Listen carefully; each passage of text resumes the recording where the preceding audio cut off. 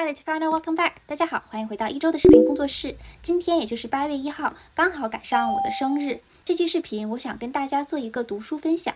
因为最近我的毛利老师刚好送给我了一本书，就是这一本，它的名字叫 Atua Wahine。那在这里 Atua 就是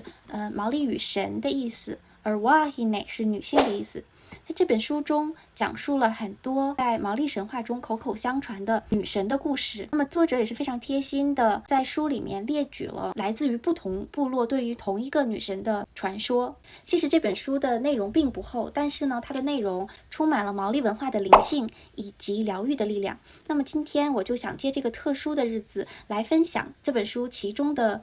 第二章的第一篇内容，也就是 Papatuanuku。Papatuanuku 是毛利神话中大地母亲、大地之神。那我们脚下踩的土地，所有的土地都是 Papatuanuku， 那它正是女性的角色。我之前有专门讲过 Papatuanuku 和 Ranginui 天地初开的这期视频的内容。在这一篇中，作者由 Papatuanuku 也就是大地引出了家这样的概念和话题，也提到了毛利人介绍自己的方式 Pepeha。Pepeha 在我们之前的视频也有讲过，我是谁，也就是毛利人经常问的 Koyo。在我们之前的视频中也有讲过关于 Pepeha 的概念，我们会在介绍自己之前，会介绍养育自己的山河大海以及我们的祖先。其实 Pepeha 是一个非常好的例子，让我们自己探索了解我是谁，我们来自哪里，以及我如何成为如今坐在这里的自己的一些元素。其实不光是毛利民族，世界上很多原住民在第一次见面的时候都不会直接问你是谁，而是会问你从哪里来，或者是你来自哪里。为什么要这么问呢？其实很简单，我属于的水域和土地决定了我要对谁负责，也揭示了我和世界的关系。而直接问出你是谁，在古老的原住民哲学中，包括毛利哲学，有一点太直接或者是太快了，因为它让人们忽略了你背后所有让你成为你今天的你的经历与传承。那么在毛利文化中，一个基本的Pepeha，人们会首先介绍自己家乡的山川河流，那这就象征着祖先从远乡迁徙而来，也象征着大地之神、大地之母 Papatuanuku 的指引与陪伴。人们带着使命和新的生命来到了新的家园，并会介绍祖先留下来的会堂，也就是 Marae。 那么通过介绍这些，就会形成一个人与自然、与群体、与时空连接起来的一张网，来构成了今天你是谁这个概念。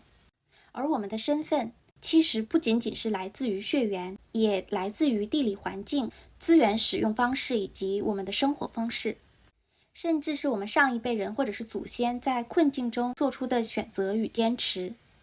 那么有些人会问，可是我并不知道我来自于哪座山川，或者是养育我的河流，是不是就没有Pepeha了？那么在书中也做出了解答。有些人即使关于你是谁的这部分信息被夺走、被隐藏，或者你并没有准备好面对时，你的 Whakapapa， 也就是你的血脉和传承，依然存在着无限的神圣潜能，而你今天在这里作为你完整的一个人，就是最好的证明。这就是我们作为自己